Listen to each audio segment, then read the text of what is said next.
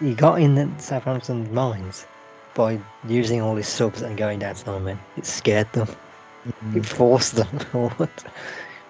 They saw Tactical 9 genius. again. They saw 9 again after a few days after conceding 9 to Man United, and they were petrified.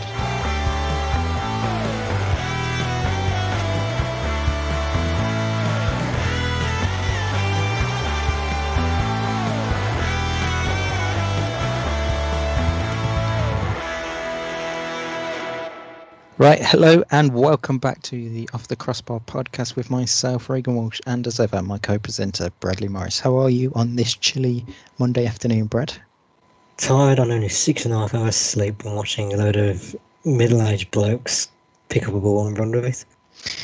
Yeah, it was the Super Bowl last night, and that's why you're extremely tired. However, I'm wide awake and full of energy after a nice long nap. But we don't care about how we're feeling. We've had a full weekend of fixtures in the Premier League. We've only one to go, which is between Leeds United and Crystal Palace, which is happening later on today, day of recording for us too. But we have had a lot of talking points in both the men's and women's Premier League. But we'll obviously start with the men's Premier League, and there's only one place to start. Now, you would think it'd be between Manchester City and Liverpool, but we'll get onto that in a few minutes' time. It was at Craven Cottage where Fulham played West Ham United in a game that finished 0-0. It wasn't the most of entertaining games, really. Forget the game, go to the incident. However, the main talking point was that in stoppage time, Thomas Souček was sent off for West Ham United for an alleged foul elbow on Alexander Mitrovic. However, since the game, the incident has been overturned and he won't face a ban and will be available for West Ham's upcoming fixtures. From me, for an initial, I didn't...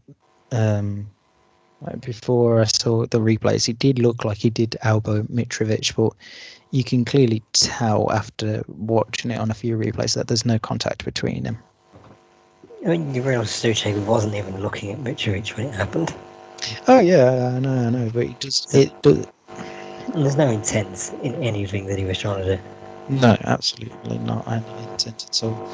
But I could understand Dean's decision to say because what it looks like from his view is he does look like he does go to out him, but it's obviously been rescinded since. And this morning was reported by, let me just get it up, Martin Ziegler, that deference had been sent to Mike Dean and his family over this past weekend, and he has now asked not to be involved in any Premier League fixtures this weekend, which is absolutely disgraceful for a thing to happen. Yes, he may have made the wrong decision and everyone may have been in a lot of turmoil about it, but the fact that he's received death threats because of it is absolutely fucking ridiculous, to say in short.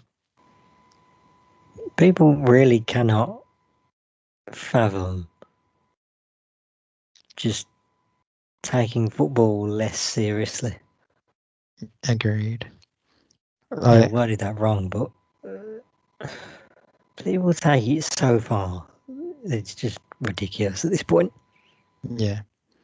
I mean, like, I was having this discussion earlier, but it's like people still get moaning about the 96 World Cup or the Maradona handball. These happened 40, 50, 60 years ago. Get over it. Like, people make mistakes. Everybody makes mistakes. It's human error. Like, there's no need to get that worked up about it. It's just, like, I've had decisions in the past in Man United. I just think back to, I think it was 2012, 2013, when Luis Nani was sent off in the Champions League against Real Madrid by Kunyat Sakia at the time. And it wasn't a red card because there was no contact by Nani, but like, I just got over it. And it's never came to my mind to think, oh, you know what, I'm going to send threats to somebody for making a wrong decision in life, because if that was the case, you wouldn't get anywhere in life if you didn't agree with someone's decision. You'd be spending your time too much as a keyboard warrior being annoyed at simple things. That you just know these people live sad lives. Yeah, it's just ridiculous. Like, yes, he got the decision wrong. Right, he'd come out and say, okay, I've got this decision wrong. I can see where now, looking back on it numerous of times and having an extended period of time, hours, and like there's been a day in between the incident and us recording. So where my team will have looked back on it and go, okay, I've made a mistake. In his referee report, he will write, right, I probably shouldn't have sent him off because I can see there's no malicious intent and there's no contact between Suchek and Mitrovic. He will know that he has made the mistake himself, so he will get over it. It's not like it cost West Ham any points or Fulham any points. There's no need to get that riled up about it at all.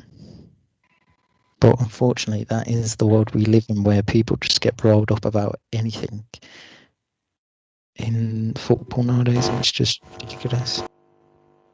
Elsewhere in the Premier League this weekend, there was obviously the top of the table clash between Liverpool and Manchester City in what was a very entertaining 4:30 kickoff for once from Sky Sports. We spoke about it in our preview. Was expecting it to be a dull game, but it certainly didn't live up to our expectations and finally delivered a good game for once.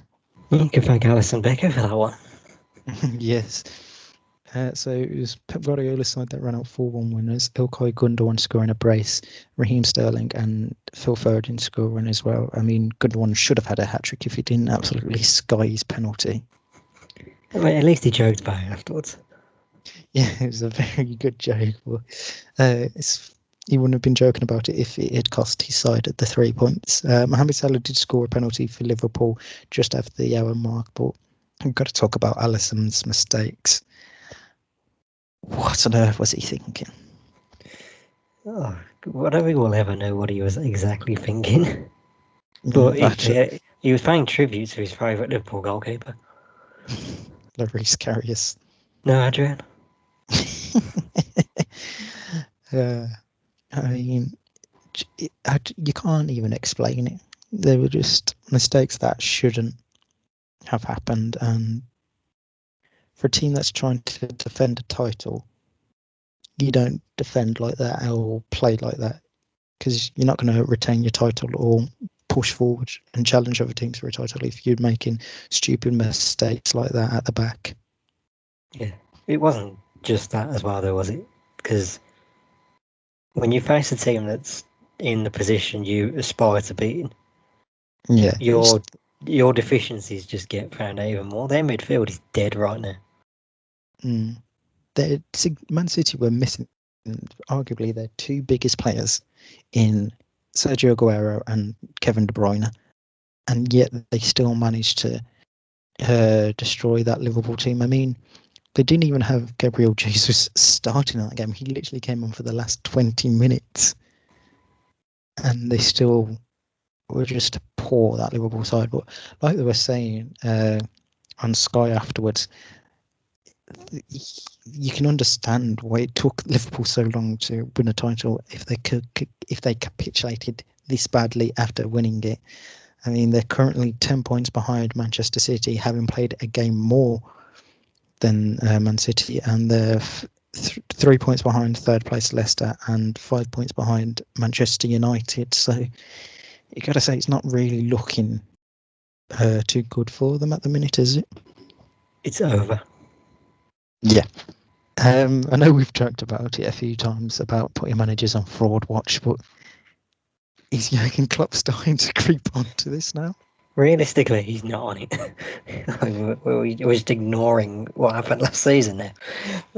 No, he's creeping towards dangerous territory. I suppose that interview, spiking at the report or wherever it was. Was it Jeff Shreves? Would have been Jeff Shreves, wouldn't it? Yeah, he does the big games. Oh, I can forgive you again then. Well, yeah, not a good weekend for Jurgen Klopp's side. The other big game that took place over this weekend was on Saturday evening between Manchester United and Everton at Old Trafford, and it finished a 3-3. Edison Cavani, Bruno Fernandes, and Scott McTominay with the goals for Ole Gunnar Solskjaer's side, whilst Abdoulaye Doucouré, James Rodriguez, and the 95th minute equaliser from Dominic Calvert-Lewin meant the points were shared at Old Trafford. Phenomenal strike from Bruno Fernandes. Very Mana Iwabuchi-esque, wasn't it? Clearly Yes, inspired by Villa's favourite Japanese player. yes, only 5 hours or so after she did it, which we'll get onto later on when we get into our women's football roundup. But yeah, it was a great strike from Bruno. But again, United defensively were just really poor, especially for the Calvert-Lewin equaliser. The defending was woeful. It's nice to see David De Gea back at his best. Mm. I mean, him and Maguire, it's so strange. They're either really good and world class, or they're fucking dreadful. There's no in between, and that's the consistency, which I think is annoying United fans. Is there's no consistency between them. I mean, looking forward now, 5 points between them and City. You got to say second is best that United can hope for, unless City do mistake. I'm not ruling United out of the title It's challenge, over. but you got to say at the minute the second place is probably the best that they can get. They've just got to hope for a win in the FA Cup or do well in the Europa League. I predict now I think you win the FA Cup. Could do. I mean, there's not really a lot of big teams left in. I mean, United, City, and then the winner is Spurs, Everton, and Chelsea if they get through. So not really too much to go for. But yeah, I think United have to win something to start this little bit of a mod. But point for Everton, I think they'll be very happy about that. They stay in 7th place on 37 points. However, they do have 2 games in hand over the teams above them. Namely West Ham and Chelsea. Speaking of Chelsea, they played yesterday and evening, and they beat Sheffield United 2-1 thanks to a Jorginho penalty and Mason Mount goal, and Antonio Rudiger scored an own goal to give Sheffield United the only goal of the game. Chelsea looking really well under Thomas Tuchel in these opening 4 or so games now. Well, they haven't lost, so that's the main positive they can take from that. But yeah, he'll still be sacked today, Mops. Yeah, but I mean, he didn't score Timo Werner, but he did get an assist, which is a little bit of relief for him. But it's like we like to say on this. It's all baby steps. Yeah, just take it in small strides, and you never know. Against Barnsley in the FA Cup, he might find his shooting boots again and score in the FA Cup, which may be given the bit of confidence. Sheffield United gone back to losing ways after winning the previous 2 games. They're now 12 points from safety, having played a game more than Burnley, who are the team just outside the relegation zone. That bottom 3 doesn't look like it's going to... Maybe their position, the bottom 3 will change, but I don't see that bottom 3 changing now. It does look pretty locked in, that one. Like, even Newcastle, where we were saying we're going to drop. Like, it's not happening, is it? No, it's literally just this bottom 3 are the bottom 3. And it's just a matter of where each side will finish. Speaking on the other relegation side, West Bromwich Albion, they lost 2-0 to Tottenham Hotspur in the afternoon kickoff on Sunday. Harry Kane in his first game back from injury, and Heung-min Son with the goals. Surprising it was only 2-0 by Tottenham, considering how much they dominated the match. Yeah, there was a slight worry in this game because I know Sam Allardyce gets his teams fired up for those big matches. But then he saw Harry Kane was playing and went, oh, fuck. Yeah, I mean, This has been a dreadful start on for life under Sam Allardyce. I mean, they just. I don't. There's no helping them, is there? I think his relegation streak is going to end. Yep. I mean, they've conceded more goals than anyone else in the league and have the third fewest amount of goals scored. Only Burnley and Sheffield United have scored less than them this season, which isn't any promising signs if you want to fight for survival at all. Also, they deserve to get relegated for that awful kit. It's just dreadful. Oh. Even McDonald's turned that down as their new uniform. Oh, it's just horrible. Hopefully next season we never have to see them in that kit again. I mean, we won't be seeing them a lot next season, obviously, if they stay in the position that they are, but that kit is just watchful and I never want to see it again. I like the Championship. Yeah, there's some great football. I mean, we've talked about it in the past. There were some great Championship years, but I just never want to see that kit again. Elsewhere in the Premier League, the other game that happened on Sunday was a 0-0 draw between Wolverhampton Wanderers and Leicester City. Got very let down by that game. Had the potential to be quite entertaining. It was a boring 0-0. Elsewhere on Saturday, Brighton and Burnley played out a 1-1 draw. Lewis Dunk scored for Brighton and Johan Gudmundsson scored for Sean Dyche's side. I think everyone was expecting that type of game to happen between those two sides. Newcastle beat Southampton 3-2. Joe Willock scored on his debut. Miguel Almiron got a brace for Steve Bruce's side. And the goal scorers for Southampton was Takumi Minamino on his Saints debut, and once again James Ward-Prowse from a set piece. Though the Newcastle team did finish with, was it 9 men in the end? Because Jeff Hendrick got injured, and didn't they lose another player through to injury? Jeff Hendrick was sent off, and then they lost Fabian Schär to injury after they'd made their subs. Yeah. So, masterpiece from Steve Bruce's what Steve Bruce's GDS. It's a good win for them. But he got in Southampton's minds by using all his subs and going down to 9 men. It scared them. It forced them forward. They saw 9 again. They saw 9 again after a few days after conceding 9 to Man United, and they were petrified. That's what it was. Mental genius. It's a bad run now for the Saints, considering they haven't won since beating Liverpool the other week. Well, not the other week, at the start of January. I mean, their results since, they've lost 2-0 to Leicester, 3-1 to Arsenal, 1-0 to your Aston Villa, 9-0 to Manchester United, and now 3-2 defeat to Newcastle. I mean, it's not looking good for Ralph Hasenhüttl's side at the minute. No, I'd say it's a bad patch. They got through before, they could do it again.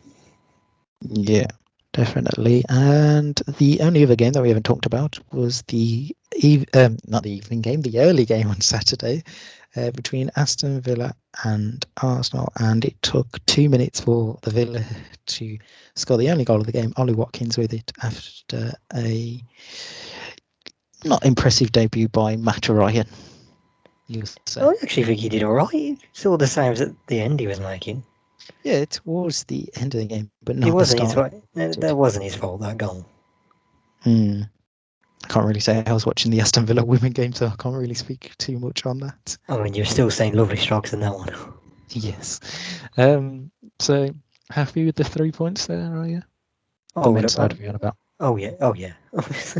But we've done the double over Arsenal for the first time. It's 92-93. So when the Premier League was first incepted, then. That wasn't a bad season either. So having a look at the table, Man City and Man United remain first and second. Leicester in third, Liverpool in fourth, Chelsea just outside, behind Liverpool by point. West Ham on the same amount of points as Chelsea. Everton, Spurs, Aston Villa and Arsenal make up the top 10, which is crazy because if the table stays the way it is, there won't be a London side in the Champions League next year, which I think would be the first time in about 12 years. How wonderful it would be. Yes. But I as you mean, can if still see with the table, Villa win their 2 games in hand. We're in the top 4.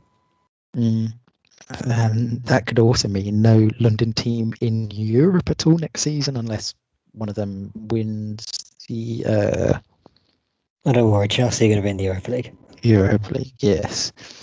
And then, like we said, at the foot of the table, Sheffield United, West Brom, and Fulham are the 3 teams at the bottom, which is no surprise. Right, on to our predictions league now. We had 6 games. Not a good week for myself, but you had a very decent week, you got to say. The comeback is on.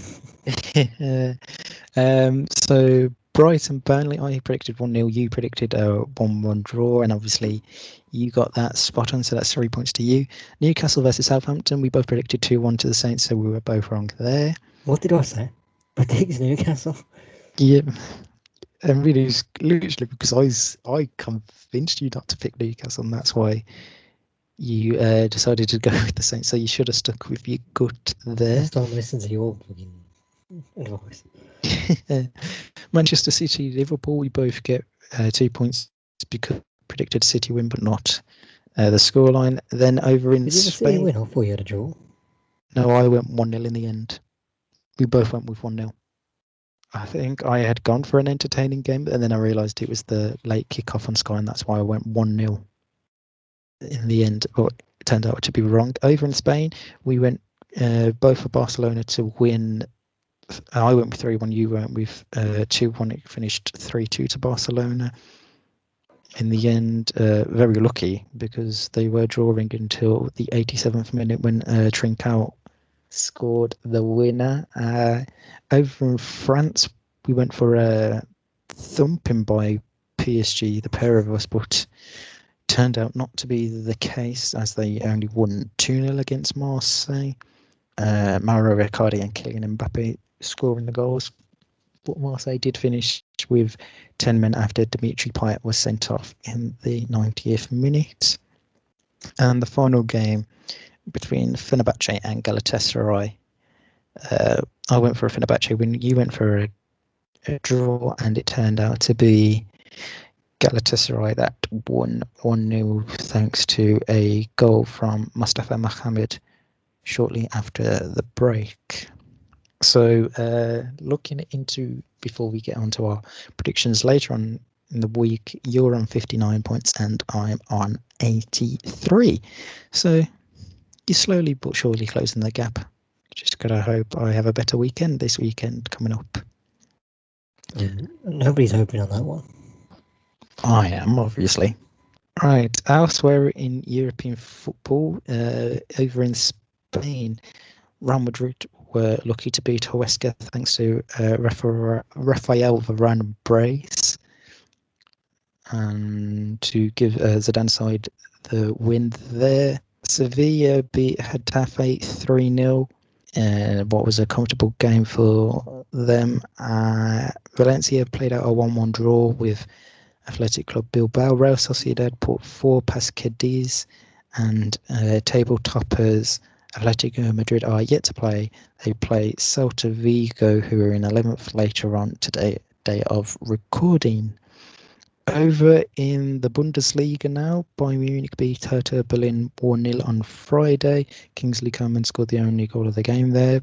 Bayern have now travelled over to Qatar to play in the Club World Cup, which is 2 months later than it should have been. Bayer Leverkusen beat Stuttgart 5-2. Damari Gray scored on his debut, and goals from Leon Bailey, Florian Wirtz and a Kerem Demirbay brace secured the points for Leverkusen there. Wolfsburg beat Augsburg 2-0. Riddle, Baku and Wout Weghorst with the goals for Wolfsburg.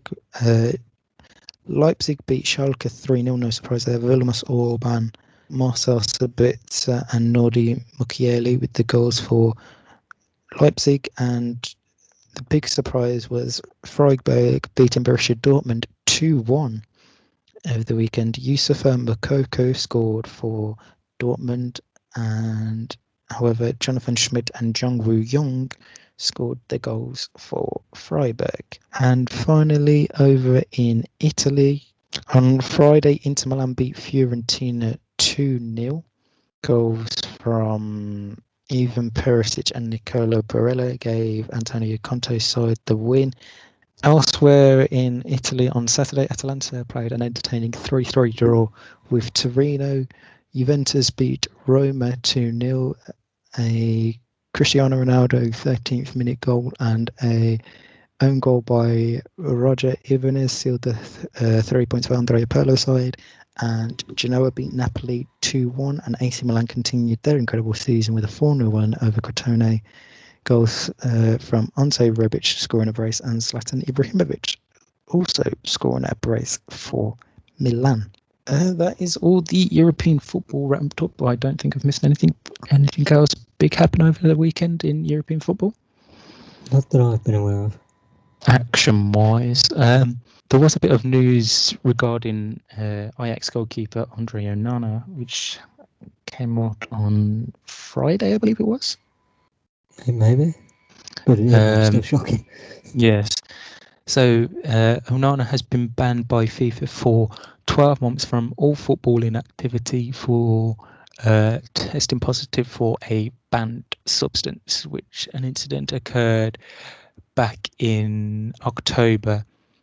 I think it was he wasn't feeling too well and he took a aspirin of some sort, and there was something in that which wasn't or isn't allowed to take place in the footballing world. These funny looking tablets. So it's a really... That's been no Andre, that's ecstasy. You can't know that.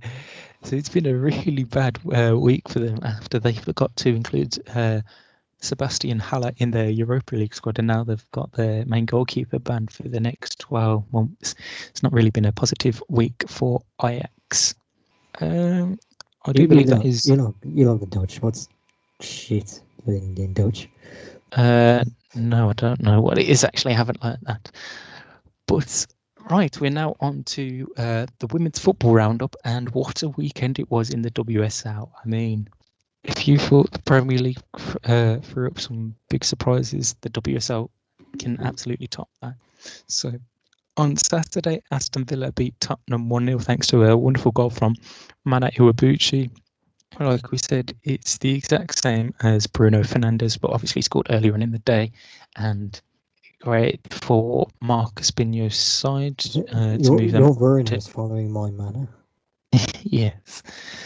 Moves Villa up to 10th place following results elsewhere in the WSL. Yesterday, Reading beat Manchester United 2-0 thanks to headers from Natasha Harding and Danielle Carter in the space of 2 minutes of each other to hand Manchester United their first home defeat in the league in over a year, which is a great result for Kelly Chambers' side. Elsewhere, Everton and Birmingham City played out a 1-1 draw, Daniel Tanner and Jamie Lee Napier with the goals for each side. West Ham played out a very entertaining 1-1 draw with Bristol City at the Chigwell Construction Stadium. Emily Van Egmond, an own goal after 7 minutes, put Bristol City 1-0 up, and then shortly after half-time, Katarina Sikova equalised for West Ham. And then in the big game of the weekend, Manchester City beat Arsenal 2-1. Ellen White and Lauren Hemp scored for Manchester City, whilst Caitlin Ford scored for Arsenal. The result means that City are now closing in on Man United and Chelsea based on how they did, and Ellen White is now the all-time top goal scorer in WSL history with 55 goals after being level with Viviana Miedema on 54. And speaking of Chelsea, they lost to Brighton 2-1. Aileen Whelan and Megan Connolly with the goals for Brighton after Sam Kerr scored for Chelsea, handing Chelsea their first home defeat in over 2 years and their first defeat in the league in 32 games. So that was definitely a turn up for the Bucks there. Elsewhere in women's football, there was a game in the Frauen Bundesliga on Friday between Wolfsburg versus Turbine Potsdam.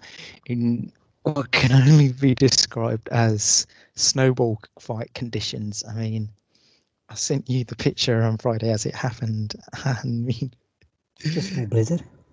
just a small blizzard. I mean, I don't think I've ever seen football played in that bad conditions. And obviously, American football, aka hand egg, I have, but soccer or football, you've never seen it played in that bad. They usually get postponed.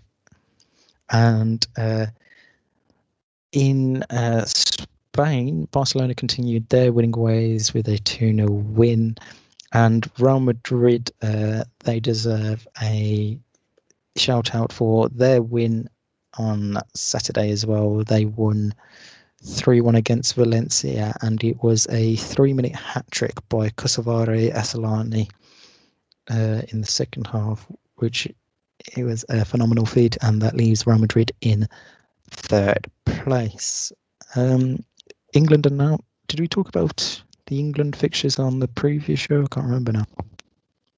I don't remember, but we might have. Well, if we didn't, they announced they've got fixtures against Northern Ireland in a few weeks' time, and then Canada in April before the end of the season. And there is midweek fixtures to look forward to in the WSL. Two big ones on Wednesday evening. Chelsea play Arsenal in what has to be a must-win game for Arsenal if they want to make the top three and potentially get into the Champions League next season. And then on Friday evening, it's the Manchester derby between Manchester United and Manchester City at the City Academy Stadium at 7 o'clock, which will be available to watch on BT Sport 2. And we also, on Wednesday, have another derby between Birmingham City and Aston Villa at the SportsNation.bet Stadium in Solihull, and that is available to watch on the FA Player. So a lot of good fixtures to look forward to this coming week on Wednesday, Friday, and there's the one game on Sunday between Reading and Everton. All right, that's the football roundup. Anything else that we've missed, or is that the lot for this week? It's a lot in terms of news, but I wanted to talk to you about the amazing thing that came out yesterday. Which was?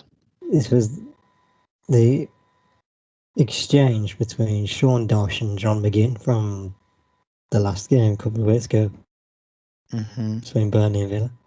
So, as I have retweeted on the Off the Crossbar Twitter at OTC Pod, the exchange went something like this. Something happened to McGinn and a Burnley player. I think Dyche said something. So McGinn clocks it and just tells him in Scottish accent, very thick Scottish accent, if you know John McGinn, just shut up to Sean Dyche. And Sean Dyche just replies, "Oh, what? You've been in the Premier League for a season and you think you're proper big time, do you?" And there he goes. Your team have been in the league for, or you've been in the league for 6 years and you're still wearing the shit coat. You got the last week. What was the end of that? The full line was, "You've been in the Premier League for 6 seasons and you're still wearing that same shit coat, you big prick." Which is absolutely hilarious to hear come out between them two. Right. That is all the news. It's another short Monday, man. It's another short Monday. Although there was a lot of talking points in the Premier League and the WSL elsewhere, there hasn't really been a lot of other news. We will be back later on this week to preview the weekend's fixtures. And I have just remembered, we did say, and we nearly forgot to talk about, it's the FA Cup this midweek. Does anyone care at the moment? Not really. I mean, we've got games Tuesday, Wednesday, and Thursday. Just to quickly go through it. Tuesday, Burnley play Bournemouth at 5:30, whilst Manchester United play West Ham at 7:30. Then Wednesday, Swansea play Manchester City, Sheffield United, Bristol City, Leicester City versus Brighton and Hove Albion, Everton versus Tottenham. And then on Thursday, Wolves play Southampton and Barnsley play Chelsea. Like we said, not a lot really to talk about in the FA Cup turns, but I'm glad it's midweek rather than ruin the weekend because I'm getting bored of the FA Cup now. I don't really like. Right, we will be back later on this week to preview all the upcoming weekend's fixtures and any talking points that happen throughout the week. And however, at least this time next week when we're reviewing the games, we can have a look forward to the Champions League, which will finally be back. But until Thursday, enjoy the rest of your week wherever you are. And we'll catch you soon. Don't forget to like, comment, and subscribe. And why not check out another episode as well to pass your Monday afternoon or whatever day you're listening to us, because we're recording on Monday afternoon. Until then, it's goodbye from me and goodbye from Brad. I'm off to invest in cryptocurrency. Until then, we'll see you soon.